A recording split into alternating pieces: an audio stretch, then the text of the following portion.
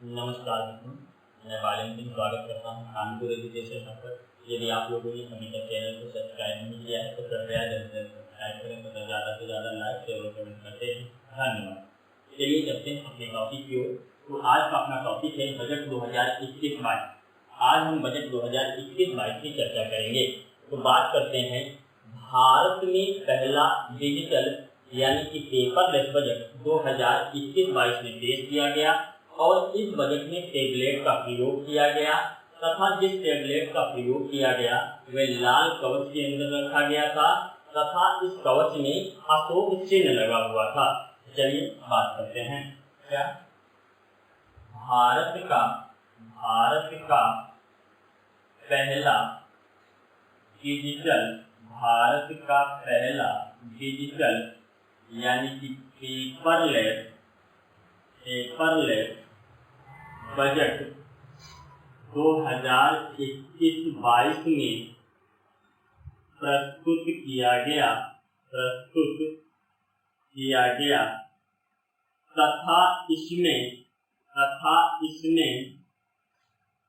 Budget 2021-22 में प्रस्तुत किया गया तथा इसमें टैबलेट का प्रयोग किया गया तथा जिस टैबलेट का प्रयोग किया गया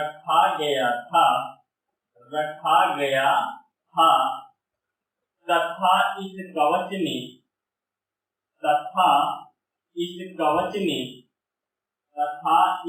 कवच में अशोक चिन्ह लगा हुआ था। क्या भारत का पहला डिजिटल यानी कि पेपरलेस बजट 2021-22 में प्रस्तुत किया गया तथा इसमें टैबलेट का प्रयोग किया गया तथा जिस टैबलेट का प्रयोग किया गया उसे लाल कवच के अंदर रखा गया था तथा इस कवच में अशोक चिन्ह लगा हुआ था। अब इसके साथ साथ जब बजट पेश हुआ तो कुछ सहयोग रहे उनकी बात कर लेते हैं। क्या सहयोग रहे? सहयोग कुछ अजब गजब सहयोग रहे उनकी चर्चा कर लेते हैं। क्या हुआ? आजादी का 75वां वर्ष था। क्या आजादी का 75वां वर्ष था और उसके साथ साथ गोवा मुक्ति के 60 वर्ष पूर्ण हो गए। क्या गोवा मुक्ति के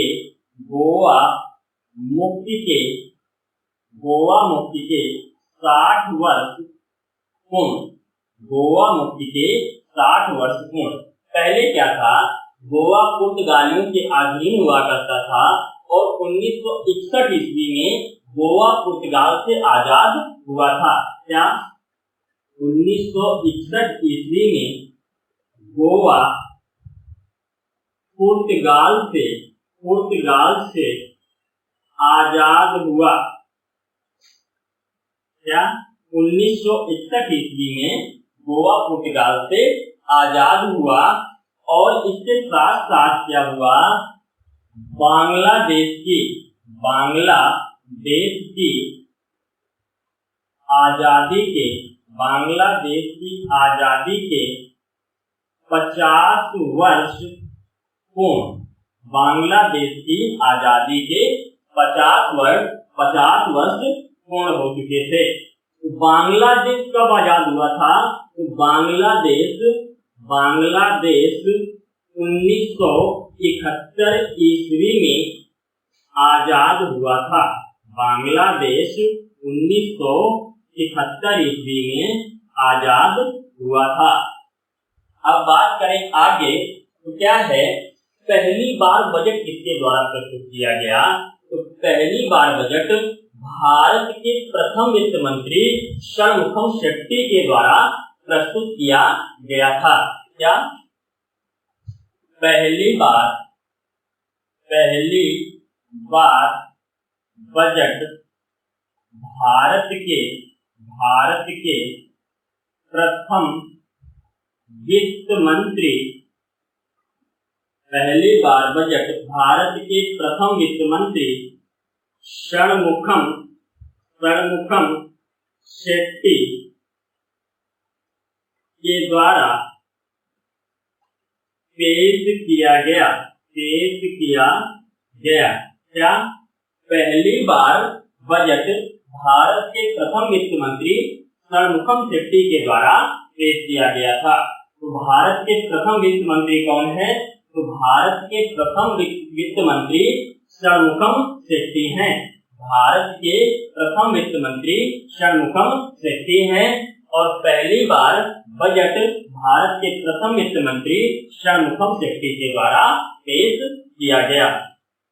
अब बात करें आगे, तो सर्वाधिक बजट किसके द्वारा पेश किए गए? तो सर्वाधिक बजट मोरारजी देसाई द्वारा 10 बार पेश किए गए। क्या? सर्वाधिक बजट मोरारजी देसाई द्वारा 10 बार पेश किए गए। क्या? सर्वाधिक बजट मोरारजी देसाई द्वारा 10 बार पेश किए गए। अब बात करें भारतीय बजट के जन्मदाता कौन है? तो भारतीय बजट के जन्मदाता जेम्स वेल्सन हैं। भारतीय बजट के जन्मदाता जेम्स वेल्सन हैं। क्या? भारतीय बजट के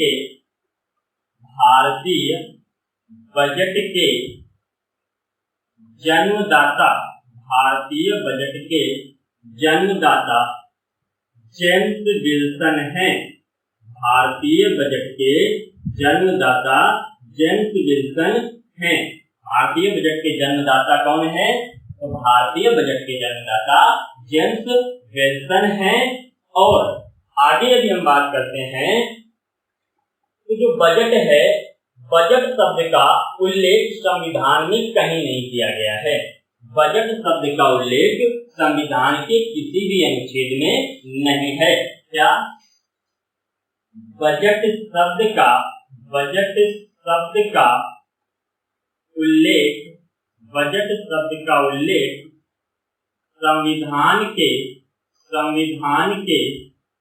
किसी भी अनुच्छेद में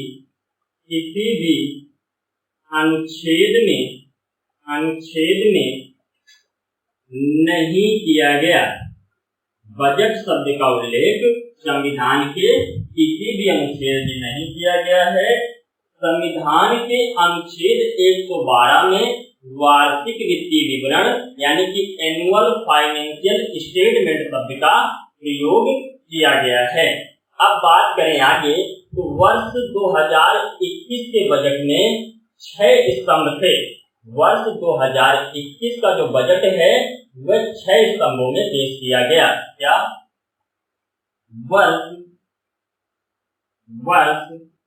2021-22 का बजट, वर्ष 2021-22 का बजट 6 स्तंभों में पेश किया गया। वर्ष 2021-22 का बजट कितने स्तंभों में पेश किया गया? तो वर्ष 2021-22 का बजट 6 स्तंभों में पेश किया गया। अब ये 6 स्तंभ कौन कौन से हैं? तो पहला स्वास्थ्य, दूसरा इंफ्रास्ट्रक्चर, तीसरा मानव पूंजी, चौथा समावेशी विकास, पांचवा नवाचार और छठवां न्यूनतम सरकार अधिकतम शासन। क्या? पहला क्या है आपका? स्वास्थ्य, पहला स्वास्थ्य, दूसरा इंफ्रास्ट्रक्चर,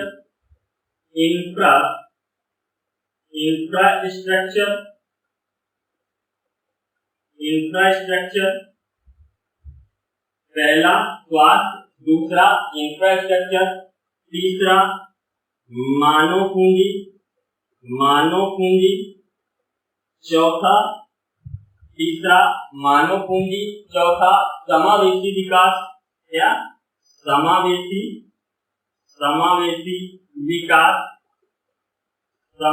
विकास, पांचवा नवाचार, और छठवां न्यूनतम सरकार अधिकतम शासन, न्यूनतम सरकार अधिकतम शासन। वर्ष 2021-22 का बजट 6 स्तंभों में पेश किया गया। ये 6 स्तंभ कौन कौन से हैं? स्वास्थ्य, इंफ्रास्ट्रक्चर, मानव पूंजी, समावेशी विकास, नवाचार, न्यूनतम सरकार, अधिकतम शासन, ये 6 स्तंभ हैं। और स्वास्थ्य तथा इंफ्रास्ट्रक्चर पे ज्यादा बल दिया गया, ज्यादा फोकस किया गया। क्या? स्वास्थ्य तथा इंफ्रास्ट्रक्चर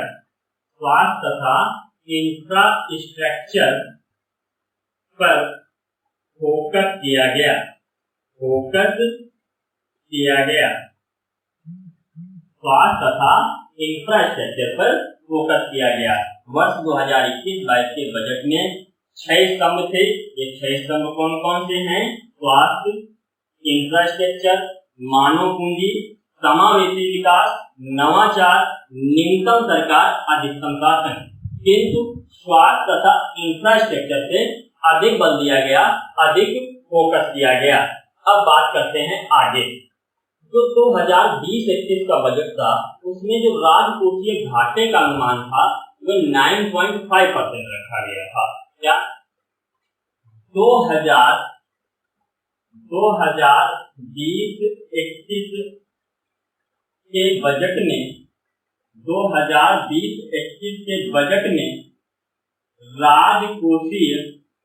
राजकोषीय घाटे का अनुमान 2020-21 में राजकोषीय घाटे का अनुमान 9.5% रखा गया था। क्या?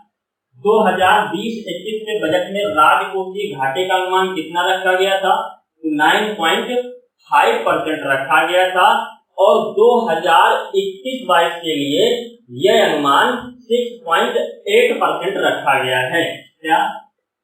2021-22 के लिए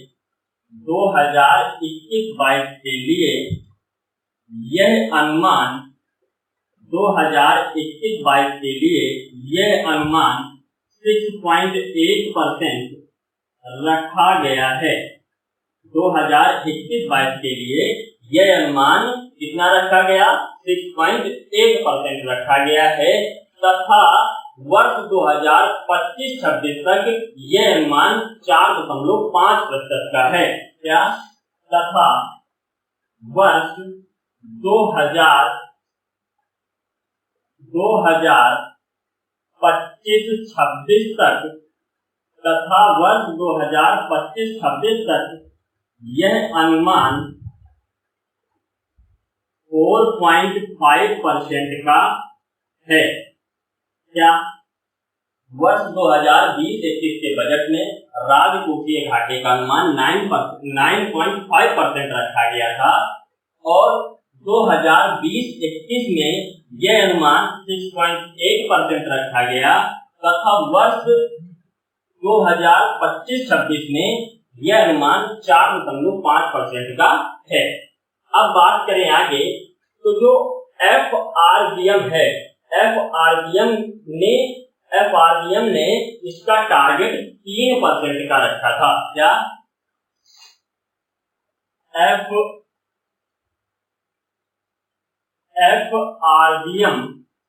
FRBM ने इसका टारगेट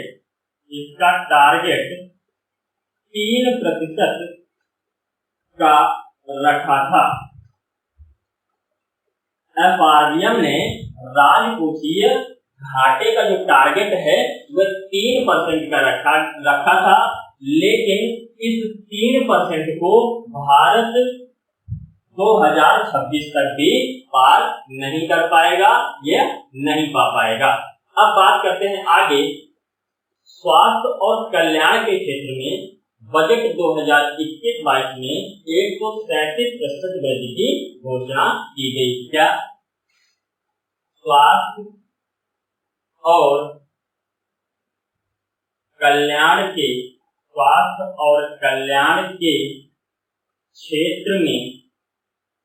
बजट 2021-22 में 137% वृद्धि की घोषणा की गई।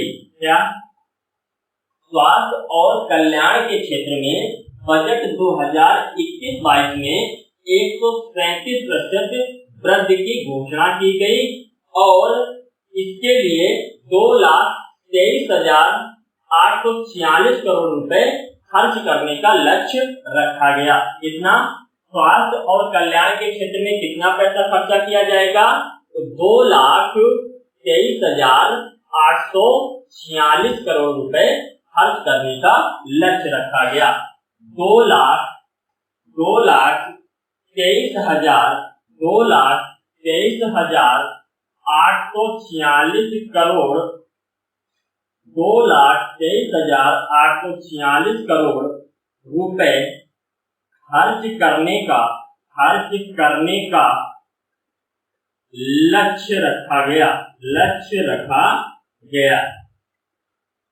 स्वास्थ्य और कल्याण के क्षेत्र में बजट 2021-22 में 137% वृद्धि की घोषणा की गई, या ये कहें कि 137% वृद्धि करने की घोषणा की गई। इसके लिए 2,23,846 करोड़ रुपए खर्च करने का लक्ष्य रखा गया। स्वास्थ्य एक्सपेंडिचर में 2,23,846 करोड़ रुपए खर्च किए जाएंगे।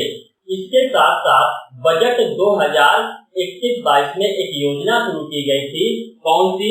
आत्मनिर्भर स्वस्थ भारत योजना। क्या? आत्मनिर्भर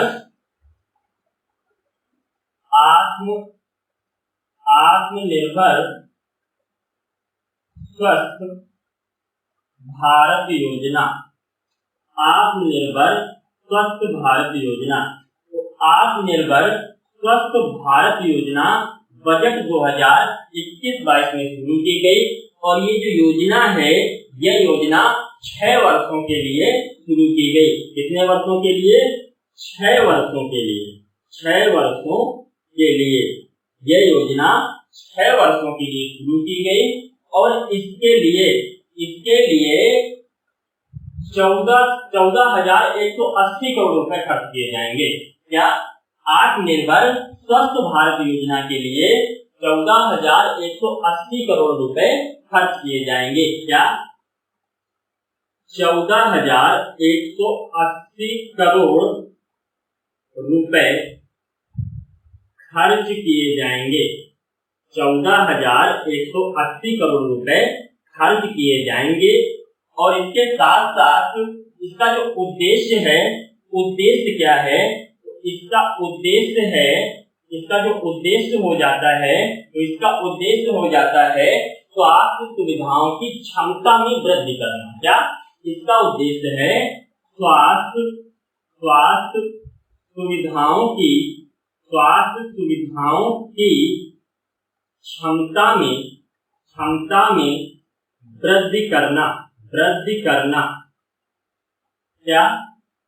बजट 2021-22 में एक योजना शुरू की गई, आत्मनिर्भर स्वस्थ भारत योजना। ये जो योजना है ये 6 वर्षों के लिए है और आत्मनिर्भर स्वस्थ भारत योजना के तहत 14,180 करोड़ रुपए खर्च करने का लक्ष्य है और आत्मनिर्भर स्वस्थ भारत योजना का उद्देश्य स्वास्थ्य सुविधाओं की क्षमता में वृद्धि करना है। अब बात करते हैं आगे। कोविड-19 वैक्सीन के लिए 35,000 करोड़ रुपए खर्च करने का लक्ष्य रखा गया। क्या? कोविड-19 वैक्सीन के लिए 35,000 करोड़ रुपए खर्च करने का लक्ष्य रखा। कोविड-19 वैक्सीन के लिए 35,000 करोड़ रुपए खर्च करने का लक्ष्य रखा। इसके साथ साथ निमोनिया की पहली स्वदेशी वैक्सीन न्यूमोकोकल वैक्सीन को पूरे भारत में लागू करने का लक्ष्य रखा। क्या? निमोनिया की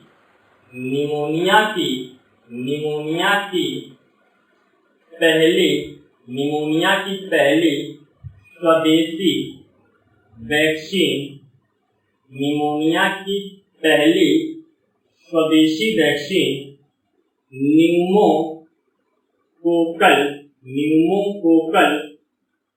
को पूरे भारत में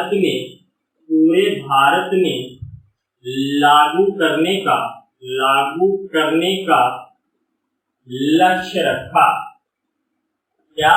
निमोनिया की पहली स्वदेशी वैक्सीन न्यूमोकोकस को पूरे भारत में लागू करने का लक्ष्य रखा। और इसके साथ साथ क्या हुआ? केंद्र सरकार ने 75 वर्ष से अधिक उम्र के वरिष्ठ नागरिकों को आयकर दाखिल करने में छूट प्रदान की।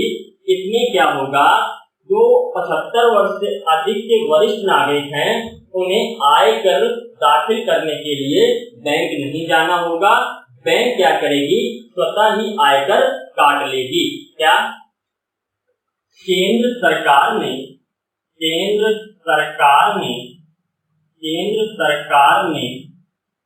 75 वर्ष से अधिक उम्र के वरिष्ठ नागरिकों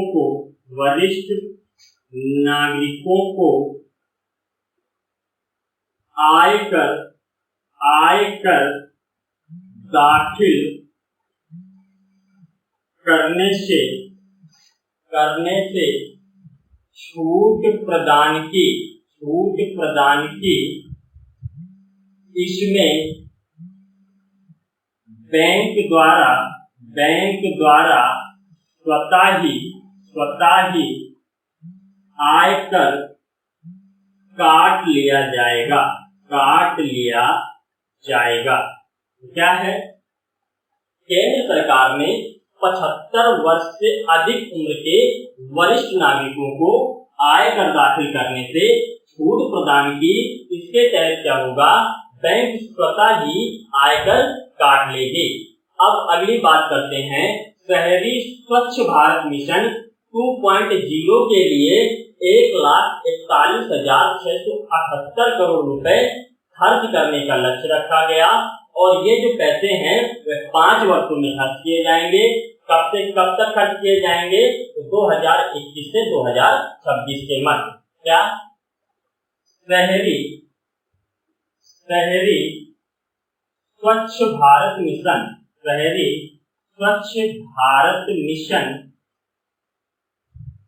2.0 के लिए शहरी स्वच्छ भारत मिशन 2.0 के लिए 1,41,678 करोड़ रुपए 1,41,678 करोड़ रुपए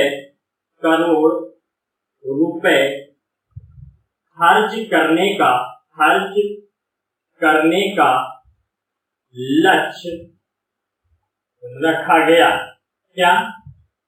शहरी स्वच्छ भारत मिशन 2.0 के लिए 1,41,678 करोड़ रुपए खर्च करने का लक्ष्य रखा गया।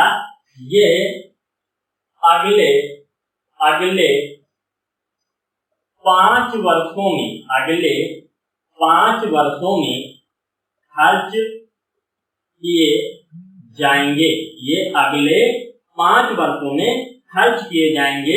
कब से कब तक खर्च किए जाएंगे? तो 2021 से 2026 के मध्य, 2021 से 2026 के मध्य खर्च किए जाएंगे। और स्वच्छ भारत मिशन 2 अक्टूबर 2014 से स्टार्ट हुआ था तथा 2019 तक चला था। इसका उद्देश्य खुले में शौच मुक्त करना था। क्या? स्वच्छ भारत मिशन, स्वच्छ भारत मिशन, स्वच्छ भारत मिशन 2 अक्टूबर 2014 से शुरू हुआ।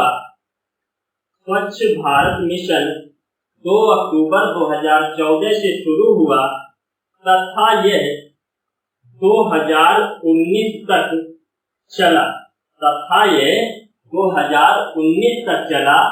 इसका उद्देश्य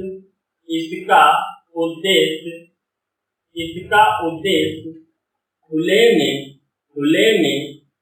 शौच मुक्त करना था। इसका उद्देश्य खुले में शौच मुक्त करना था। स्वच्छ भारत मिशन 2 अक्टूबर 2014 से शुरू हुआ तथा यह 2019 तक चला। इसका उद्देश्य खुले में शौच मुक्त करना था। अब बात करते हैं स्वैच्छिक वाहन स्क्रैपिंग नीति। क्या? स्वैच्छिक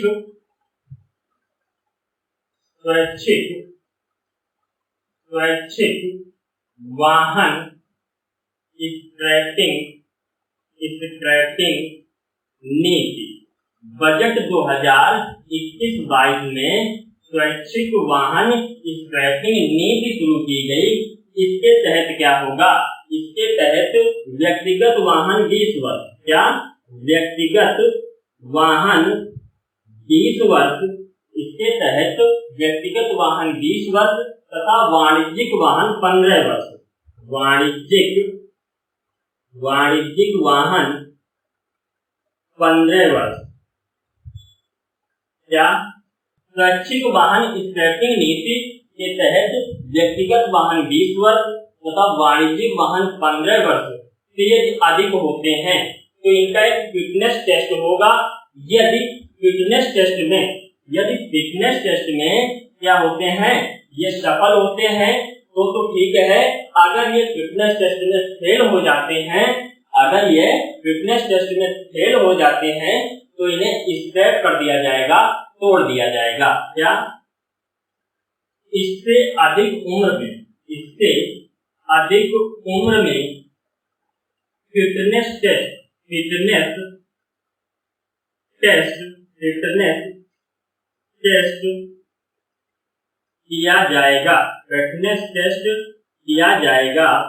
यदि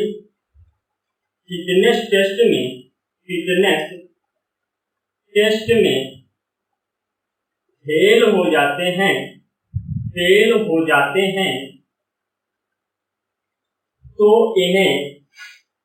तो इन्हें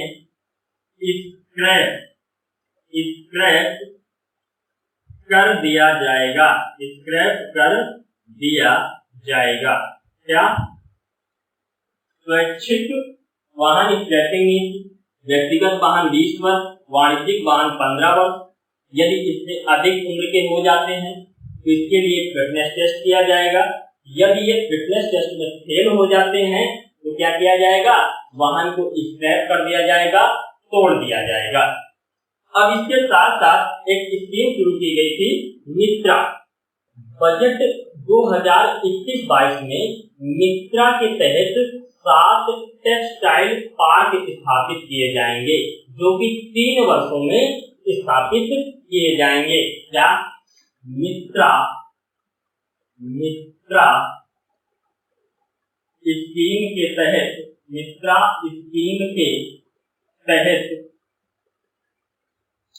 7 टेक्सटाइल पार्क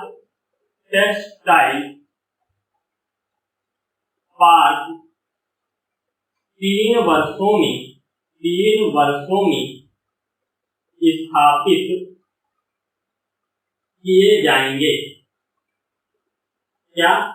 मित्रा स्कीम के तहत 7 टेक्सटाइल पार्क 3 वर्षों में स्थापित किए जाएंगे। टेक्सटाइल का मतलब होता है कपड़ा उद्योग से, टेक्सटाइल का मतलब होता है कपड़ा उद्योग से। और मित्रा स्कीम के तहत 7 टेक्सटाइल पार्क 3 वर्षों में स्थापित किए जाएंगे और ये सभी के सभी park play and plug model पर स्थापित किए जाएंगे।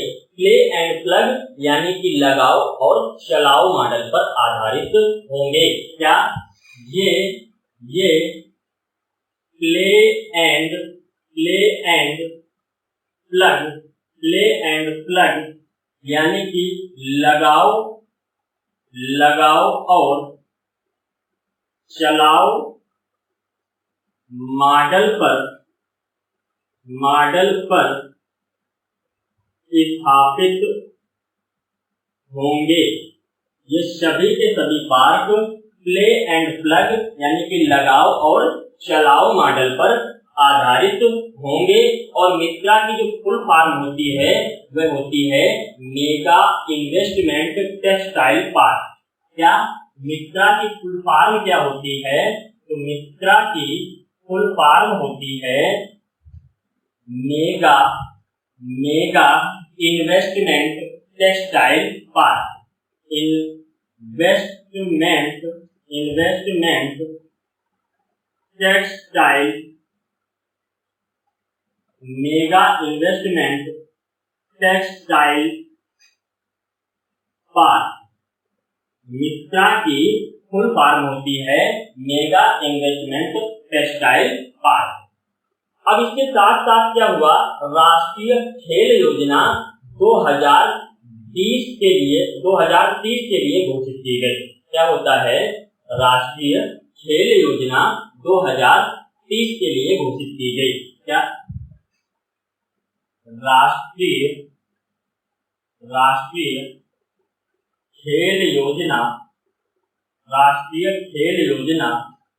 2030 के लिए घोषित की गई।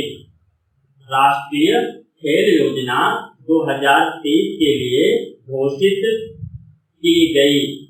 क्या राष्ट्रीय खेल योजना 2030 के लिए घोषित की गई?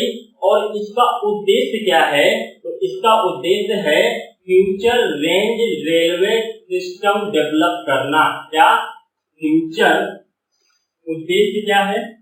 तो इसका उद्देश्य है future range railway system develop करना। इसका उद्देश्य क्या है? तो इसका उद्देश्य है future range railway system develop करना। ऐसा रेलवे जो भविष्य को ध्यान में रखकर बनाया गया हो। क्या ऐसा रेलवे सिस्टम डेवलप करना जो कि भविष्य को ध्यान में रखकर बनाया गया हो। क्या ऐसा रेलवे सिस्टम डेवलप करना या विकसित करना जो भविष्य को ध्यान में रखकर बनाया गया हो। क्या राष्ट्रीय खेल योजना 2030 के लिए घोषित की गई और इसका उद्देश्य future range railway system develop करना था। यानी कि ऐसा रेलवे सिस्टम डेवलप करना था या ऐसा रेलवे सिस्टम विकसित करना था जो भविष्य को ध्यान में रखकर बनाया गया हो। जो क्या हो? भविष्य को ध्यान में रखकर बनाया गया हो। और इसके अंतर्गत विस्टाडोम कोच का निर्माण किया जाएगा। इसके अंतर्गत विस्टाडोम कोच का निर्माण किया जाएगा या ये कहें कि विस्टाडोम कोच को बढ़ावा दिया जाएगा। तो राष्ट्रीय खेल योजना 2030 के लिए घोषित की गई और इसका उद्देश्य था future range railway system develop करना, यानी कि ऐसा रेलवे सिस्टम डेवलप करना जो भविष्य को ध्यान में रखकर बनाया गया हो और इसके अंतर्गत विस्टाडोम कोच का निर्माण किया जाएगा। उसके साथ साथ बजट 2021-22 में केंद्र शासित राज्य जम्मू कश्मीर के लिए गैस पाइपलाइन योजना की घोषणा की गई। क्या बजट 2021-22 में जम्मू कश्मीर राज्य के लिए गैस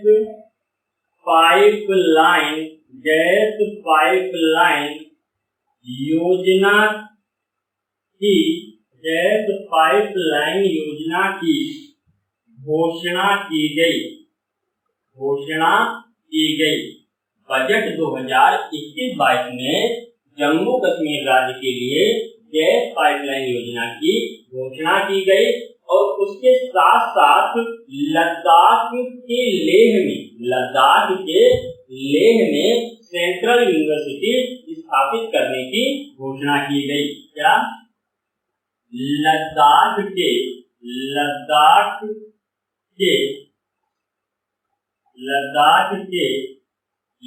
में सेंट्रल यूनिवर्सिटी